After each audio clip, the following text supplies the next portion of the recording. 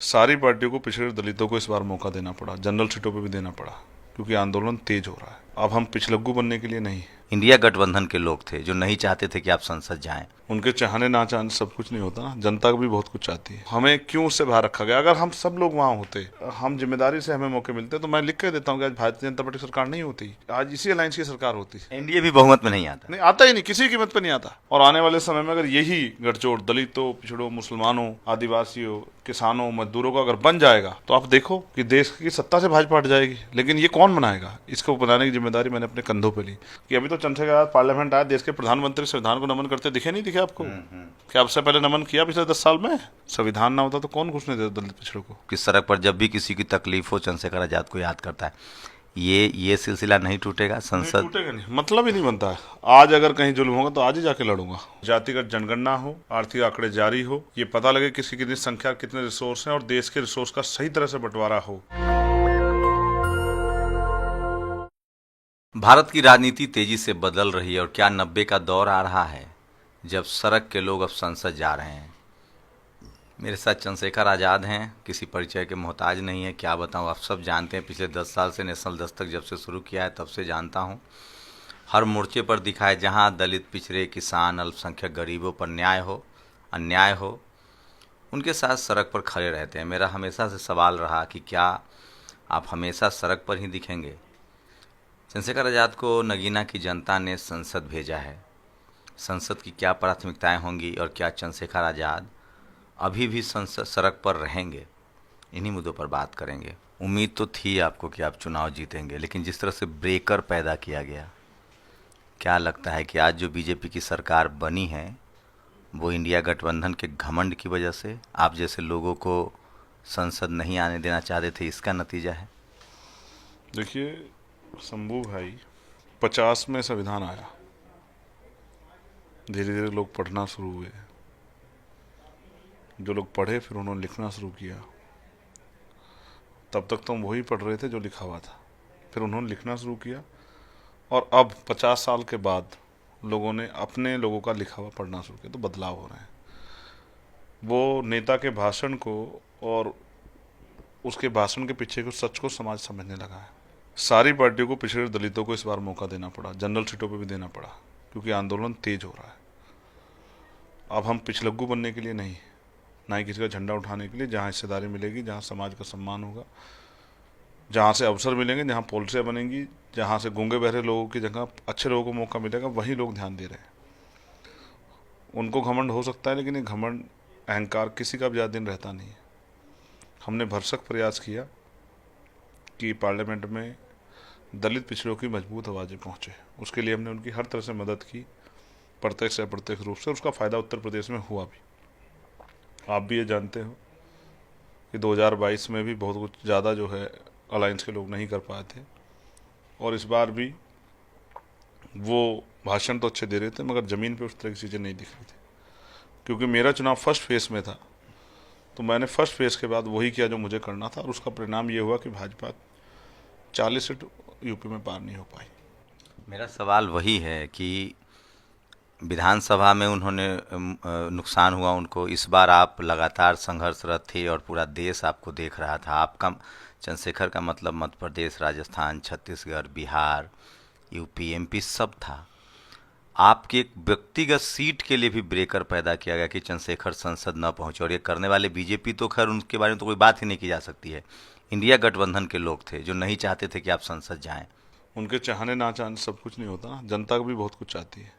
लोकतंत्र में नेता वोट नहीं करते, जनता वोट करती है, और नेता की वोट की वैल्यू और जनता की वोट की वैल्यू बराबर होती है। One vote one value. जनता आपको ने मुझे वोट दिया, उन्होंने जिस भी नीयत से या जो भी उनके सामने परिस्थिति रही, उन्होंने जो भी किया, मुझे उन पर कोई गुस्सा नहीं है। उन्होंने अपना काम किया, अपने निजी हितों, अपनी पार्टी के हित को देखते हुए। मैंने अपना काम किया, देश हित, संविधान हित को देखते आपको हुए। क्या लगता है आज जो बीजेपी की सरकार बन रही है, आज जो बीजेपी एनडीए बहुमत में आ गया, अगर आप गठबंधन में होते तो स्थिति बदली हुई होती? तमाम लोगों को दरकिनार किया जा रहा है ना। मौर्य जी को दरकिनार किया गया जो लगातार लड़ रहे थे, जबकि इंडिया सपा की जो भी लोग जीत के आए हैं वो सब वो लोग हैं जो बहुजन मिशन से निकले हैं। बाबू सिंह कुशवाहा जीते हैं, अभिषेक साहब एटा से जीते हैं, लालजी वर्मा जीते हैं, सारे पिछले चुनाव जीत के आए हैं, और वो लोग जो मिशन से निकले हैं, जिस रास्ते पर आप चल रहे हैं, बहुजन मिशन के लोग हैं, तो एक बड़ी चूक तो हुई है ना इंडिया गठबंधन से कि आप जैसे लोगों ये को चूक गठबंधन में नहीं लिया गया और बीजेपी आ गई। तो संविधान बचाने चले थे और संविधान के लिए लड़ने वाले लोगों को ये चूक है या सोची समझी साजिश, इसका फैसला उनको करना है। लेकिन जनता ने अपना फैसला कर दिया कि अगर कोई भी उनके लिए ईमानदार से लड़ेगा तो उसको अवसर देंगे। मेरे आगे बढ़ने से देश में काम करने वाले हजारों एक्टिविस्टों को बल मिलेगा। जो सड़कों पर लड़ रहे थे उनकी हिम्मत बढ़ेगी, और जनता को में भी ये संदेश पैदा होगा कि अगर हमने एक अच्छे आदमी को मौका दिया तो इतना बदलाव हो रहा है। अगर उसकी संख्या बढ़ेगी तो बहुत सारे बदलाव होंगे। नहीं, राजनीति तो आपने बदल ही दिया है। ये तो अब जो लोग टिकट ही बांट रहे हैं ऐसे लोगों को जो सड़कों पर संघर्ष कर रहा हो, राजनीति आपने बदल दिया। आपने अभी कहा कि तिकरी आ रही है, पप्पू यादव को भी इसी तरह से आरजेडी ने, यहाँ तक तेजस्वी यादव ने कहा कि बीजेपी को दे दीजिए, पप्पू यादव को मत दीजिए। पप्पू यादव जीत के आए, आपके करीबी पार्टनर, पॉलिटिकल पार्टनर बेनीवाल साहब राजस्थान से जीत के आ रहे हैं, आप जीत के आए हैं, और ऐसे दर्जनों लोग जीत के आए हैं। तो चंद्रशेखर आज़ाद को वो अपना नेता मानते हैं। आप एमपी भले जीत के आए हो, लेकिन समाज आपको नेता मानता है। आपकी पॉलिटिकल लीडरशिप, सोशल लीडरशिप की सड़क पर जब भी किसी की तकलीफ हो, चंद्रशेखर आज़ाद को याद करता है। ये सिलसिला नहीं टूटेगा। संसद टूटेगा नहीं, मतलब ही नहीं बनता है। आज अगर कहीं जुल्म होगा तो आज ही जाके लड़ूंगा। मैं इसलिए थोड़ा ही हूँ कि भाई बेसिक हुआ क्या है ना, मुझे एक पद मिला है जिसके जरिए मुझे मेरे अवसर बढ़े, लेकिन मेरे तेवर थोड़ा ही बदले हैं। मेरे तेवर आज भी वही हैं, और मैं धन्यवाद दूंगा डॉक्टर बाबा साहब अम्बेडकर का, फुले साहू, पेरियार का, उन महापुरुषों का जिन्होंने संविधान के लिए बलिदान दिया। संविधान आया और अवसर आए जिसकी वजह से आज मैं एक प्राइमरी स्कूल के हेडमास्टर का बेटा पार्लियामेंट में आया। संविधान ना होता तो कौन घुसने देता दलित पिछड़ों को। आज जो हम जितनी बड़ी संख्या में तैयार करूंगा, जो अन्य पार्टियों दलित पिछड़े वर्ग के लोग हैं, उनको वैचारिक रूप से तैयार करूंगा बिठा बिठा के कि अपने लोगों के हितों के लिए बोलो, अपनी पार्टियों में बोलो। हमारी राजनीति समाज के लिए होनी चाहिए, ना कि अपने हितों के लिए। जब समाज का हित होगा तो मेरा हित स्वतः हो जाएगा। जब नए अवसर पैदा होंगे तो मेरे परिवार तक भी पहुंचेंगे। तो इसलिए मैं उनको तैयार करूंगा कि वो इस विचार को जिंदा रखें। जिस तरह से हमारे अपर कास्ट के लोग जो हैं वो अपने अलग अलग पार्टियों में रहते भी अपने मुद्दों पे एकजुट रहते हैं, ऐसे मैं इनको भी कोशिश करूंगा समझा के इनको एकजुट रखने की, कि ये भी अपने मुद्दों पे एकजुट रहें। पार्टी आप यूपी में गठबंधन में होते तो आज बीजेपी की सरकार नहीं बनती, बीजेपी सत्ता में नहीं होती। कितने सीट? क्योंकि आप ये देखो कि हम राजस्थान में बहुत सारी सीटें, हम तीसरे नंबर पर रहे, कई सीटों पर दूसरे नंबर पर, बहुत करीब करीब से हारे। ऐसे ही मध्य प्रदेश में था, बिहार में भी हमें बहुत अच्छे वोट मिले थे, और हम उत्तर प्रदेश की 2 सीटों पर लड़े शंभू भाई। एक मैं लड़ा, और एक आखिरी 5 दिन में फैसला हुआ कि डुमरियागंज लड़ेंगे। डुमरियागंज पे हमें 80,000 वोट मिले। अगर हम यहाँ लड़ते तो जितने लोग 1 लाख से कम से 1 लाख तक जीते हैं वो सब घर बैठ जाते। लेकिन उन्होंने गलती की, लेकिन मैंने गलती नहीं की। मैंने आपने प्रचार किया अंतिम समय तक, कहा कि मैंने सब कुछ किया, रोज मीडिया में बात की, गहलोत जी के बेटा को जाके समर्थन दिया, जबकि उन्होंने मुझे जेल भेजा। लेकिन मैंने फिर भी कोशिश किया कि वो जीत जाए। अब मुझे नहीं पता उनका परिणाम क्या रहा, लेकिन मैंने अपनी तरफ से अपने संगठन को आदेश दिया कि भाजपा को रोको, संविधान को बचाओ। यूपी में तो समाजवादी पार्टी चलिए प्रतिष्ठा बचा ले गई, बिहार में जो तेजस्वी यादव ने पप्पू यादव के खिलाफ किया, क्या उसका नतीजा रहा कि खुद यादव ही नाराज हो गए? सिर्फ उसका ही नहीं, अहंकार घमंड किसी का नहीं रहता है। और उत्साहित नहीं होना चाहिए राजनीति में, बहुत उत्साहित नहीं होना चाहिए। बहुत संयम से जनता के जनमत का सम्मान करना चाहिए, और जन भावनाओं का भी सम्मान करना चाहिए। आप देखो हमारे यहाँ 1% वोट बसपा को मिला, और जिन पार्टी 3 MLA उनको 10% वोट मिला, और हमें 52% वोट मिला। यानी कि अगर वो सारा वोट भी संगठित कराए तो भी नहीं वो हमें हरा सकते हैं। बीजेपी की सरकार के लिए किसको देखिए, इस बार नेता चुनाव नहीं लड़ रहा था, जनता लड़ रही थी। मेरी तो राहुल गांधी से बातचीत है आधे घंटे की। राहुल गांधी ने कहा कि बीजेपी को हम नहीं हरा सकते हैं। कई और नेताओं का मैं नाम नहीं ले सकता, उन्होंने सबने कह दिया था कि हम बीजेपी को नहीं हरा पाएंगे। चुनाव दलित, पिछड़ा और अल्पसंख्यक एकजुट होकर लड़ रहा था। पिछड़ा बीजेपी का साथ से अलग हुआ। ये सरकार बन नहीं, आज अगर नीतीश कुमार को जिस तरह से ह्यूमिलिएट किया गया, इंडिया गठबंधन बनाने वाले को इन लोगों ने कमतर आंका, आज किंग मेकर हैं। क्या लगता है किन सवाल यही खड़ा हो गया है।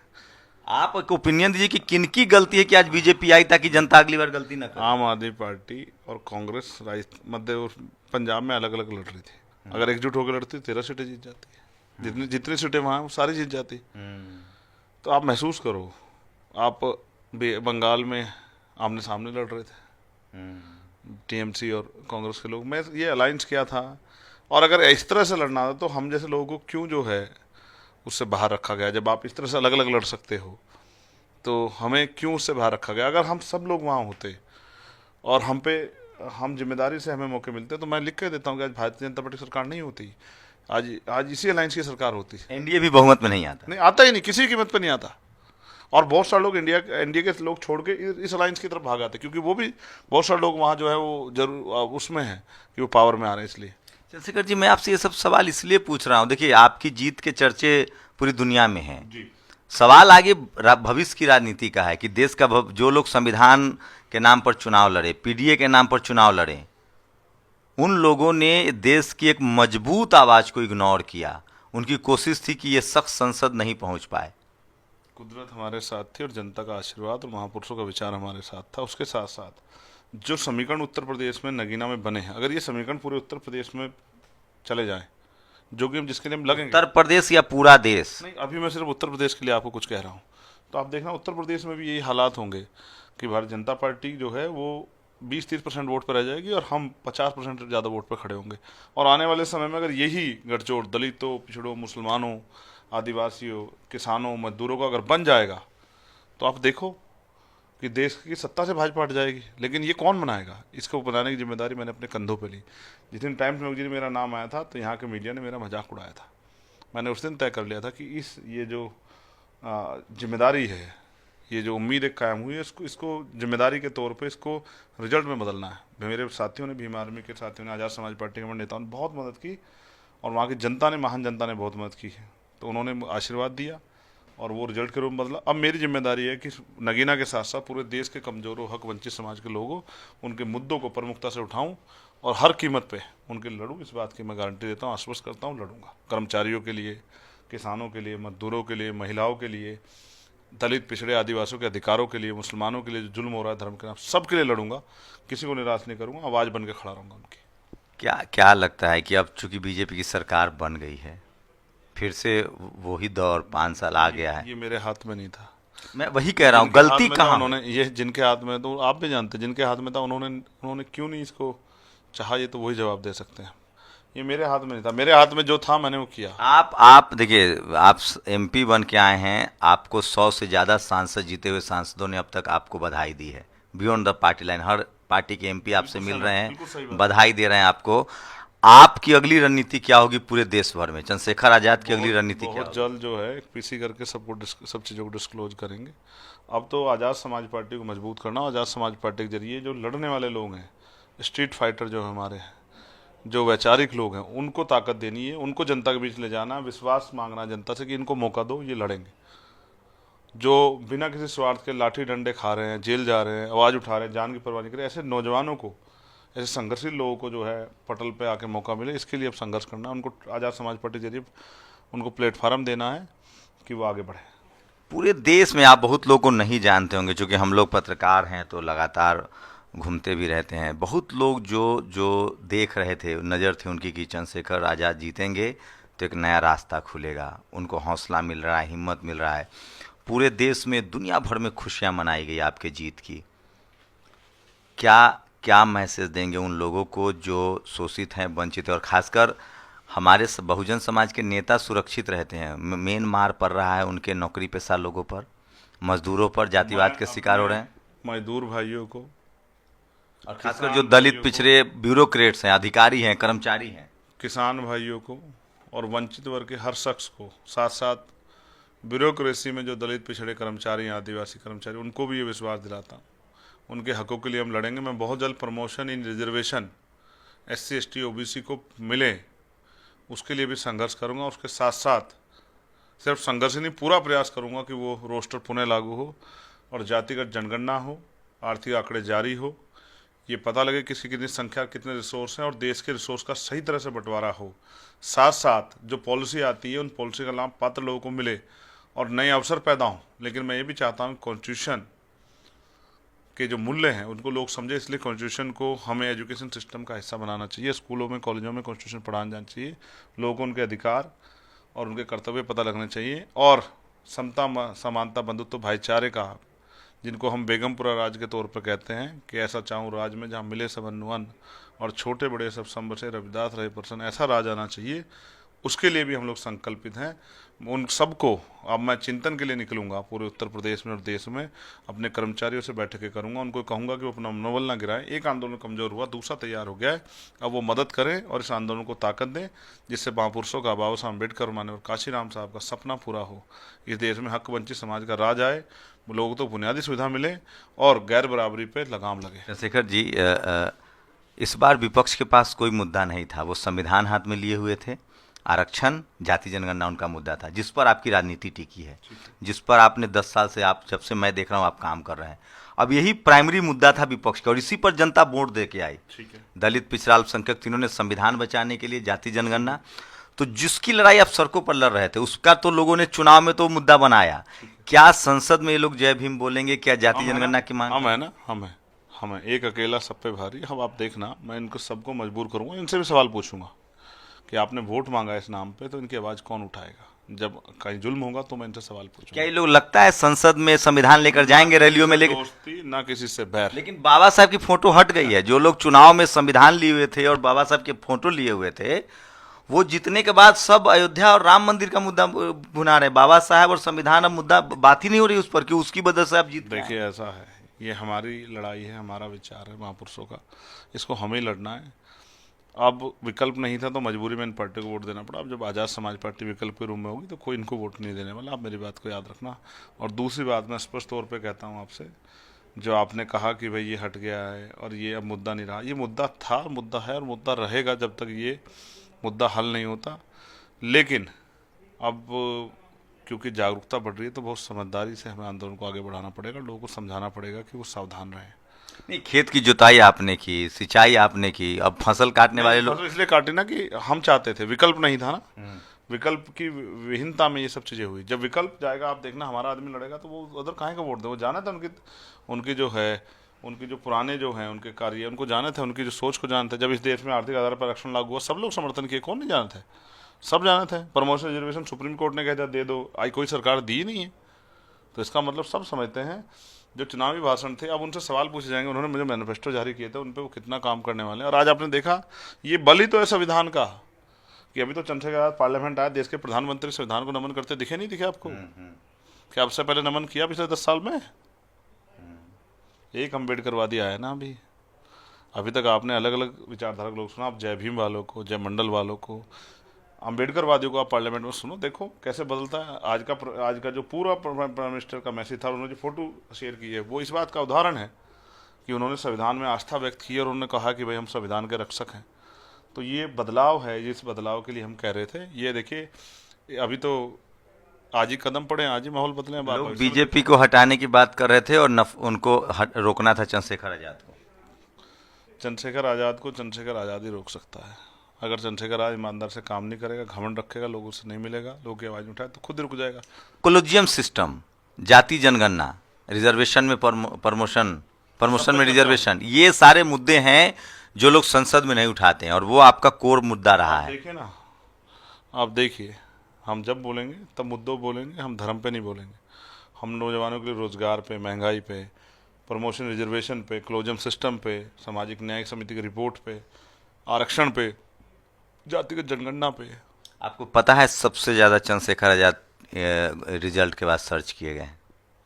नहीं, मैं अपने काम में लगा हूँ, मुझे कुछ फॉर्मेलिटी पूरी करनी है। आज हम दिल्ली में हैं। सबसे ज़्यादा सर्च किया गया है चंद्रशेखर आजाद, आपकी जीत के बाद लोगों ने सर्च किया आपके बारे में।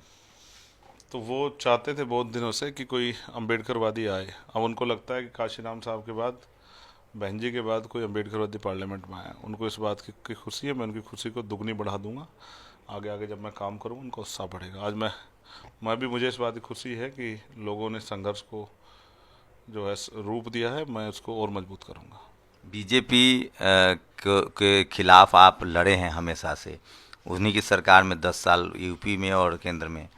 तो कई लोग कह रहे हैं कि अब हो सकता है चंद्रशेखर उस तरफ चले जाएं, इस तरह की भी अफवाहें फैलाई जा रही है। अब आप जानते हैं, अफवाही फैला के तो मुझे लंबे समय तक रोका गया। अगर मैं पहले से मुझे अवसर मिले होते तब तक तो देश में जो है संविधान विरोधी ताकतें जमींदज हो जाती। मैं हमेशा से संविधान के साथ था और मैं पद प्रतिष्ठा और किसी लाभ के लिए काम नहीं करता हूँ।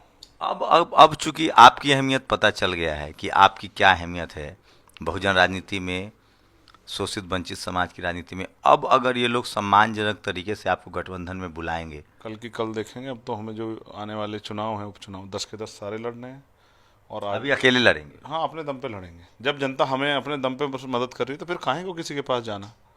फिर हम बाकी जो जितने स्टेट में चुनाव आ रहे हैं, हरियाणा में, महाराष्ट्र में, दिल्ली में, अपने दम पे, अपने लोगों के दम पे, अपने संगठन के दम पे लड़ेंगे और जीत के दिखाएंगे। ऐसा हमें अपने ऊपर भरोसा है। ये एक बार मेरा वही सवाल रहेगा, चूंकि लोगों ने कहा है कि पूछिए कि आप, जो लोग आपसे जुड़े हुए हैं, जो आपको पसंद करते हैं, जो दलित हैं, पिछड़े, अल्पसंख्यक हैं, गरीब हैं, उनको लगता है कि अब वो संसद पहुंच गए हैं, अब सोशल मीडिया पर हम वीडियो डालेंगे, कहीं कोई ज्यादती होगी, कहीं तो वो आएंगे कि नहीं जितना आएंगे। समय लगेगा उतने समय में, अगर पार्लियामेंट के सेशन में नहीं हुआ तो जितना समय लगेगा उतने समय में वहीं पहुंचूंगा। साथ साथ पार्टी के संगठन काम को भी देश भर में चिंतन शिविर लगा के जो है लोगों को तैयार करने जाऊंगा। लेकिन जहाँ अन्याय होगा, और आप देखना कई जगह तो अन्याय करने वाले बहुत शांति से बैठ जाएंगे। अभी तो एक सीढ़ी चढ़ा हूँ, आप देखना काफ़ी ठंडक महसूस होगी आपको वातावरण में आने वाले समय में। तो ये चंद्रशेखर आज़ाद है जिनका बड़प्पन है कि ये किसी कीमत पर बहुजन राजनीति को और बहुजन दलों के खिलाफ नहीं बोल रहे हैं। अभी भी उनको लगता है कि हमें इस आंदोलन को आगे बढ़ाना है। शंभू कुमार सिंह, नेशनल दस्तक, दिल्ली। नेशनल दस्तक की आपसे गुजारिश है कि अगर इसको बचाना चाहते हैं तो नेशनल दस्तक को सब्सक्राइब करने के लिए रेड कलर के सब्सक्राइब बटन को दबाएं, फिर बेल आइकन की घंटी दबाएं। नेशनल दस्तक को बचाने के लिए बहुत जरूरी है कि हर खबर को शेयर करें, लाइक करें, कमेंट जरूर करें।